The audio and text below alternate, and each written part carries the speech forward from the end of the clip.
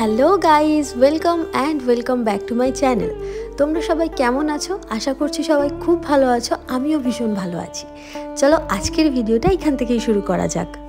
আজকে সকাল সকাল রেডি হয়ে আমাকে চলে যেতে হয়েছিল আমাদের অফিস কনফারেন্সে। যেহেতু আমাদের এন্ট্রি টাইম ছিল 9:30-তে, তার জন্য অত সকালে আর বাড়ি থেকে কিছু খেয়ে যায়নি। রাস্তায় বেরিয়ে আমরা চলে গিয়েছিলাম একটুখানি লুচি আর একটুখানি ঘুগনি খেতে। খাওয়া শেষ হওয়ার পর আমরা কিছুক্ষণ দাঁড়িয়েছিলাম ক্যাব বুক করার জন্য। বিধাননগর থেকে যে কোনো বাস মারাত্মক লেভেলের ভিড় হয়। আমরা যদি বাসে করে যেতাম তাহলে 9:30-তে পৌঁছানো আমাদের পক্ষে একদম পসিবল হতো না। তার জন্য আমরা প্রথমেই ঠিক করে নিয়েছিলাম যে আমরা ট্রেনে করে বিধাননগর পর্যন্ত প্রথমে যাব, তারপর বিধাননগর থেকে আমরা ক্যাব বুক করে নেব। ক্যাবে উঠে আমরা অনেক কিছু ডিসকাস করছিলাম এই সমস্ত ব্যাপারে, যে কনফারেন্সে আমরা কি উত্তর দেব বা কি প্রশ্ন করতে পারে। দেখো, একটা যদি ভুল উত্তর দিই তাহলে আমাদের গোটা টিমটার নাম খারাপ হয়ে যাবে, আর একটা যদি আমরা ঠিকঠাক ভালো উত্তর দিই তাহলে আমাদের গোটা সার্কেলটার মাথা উঁচু হয়ে যাবে। তো একটা চিন্তা সারাক্ষণ কাজ করে মাথায়।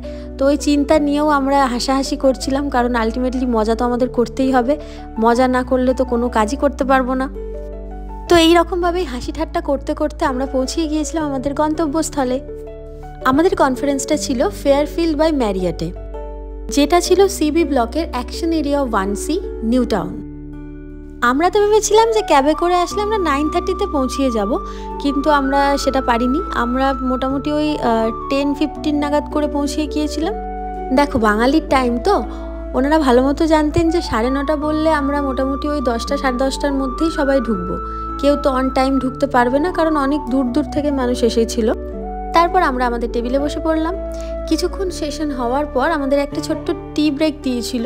টি ব্রেক দেওয়াটা অত্যন্ত বেশিই দরকার, কারণ কারোরই একটা একঘেয়েমি সেশন শুনতে ভালোই লাগে না।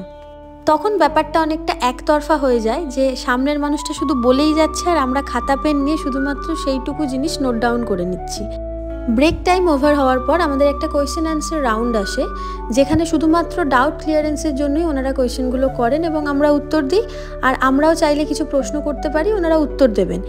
এইখানে আমাদের পার্টিসিপেট করতে হয় 100%, কারণ যতক্ষণ না আমাদের ডাউট ক্লিয়ার হবে আমরা কোনো কাজই ঠিক মতন করতে পারবো না।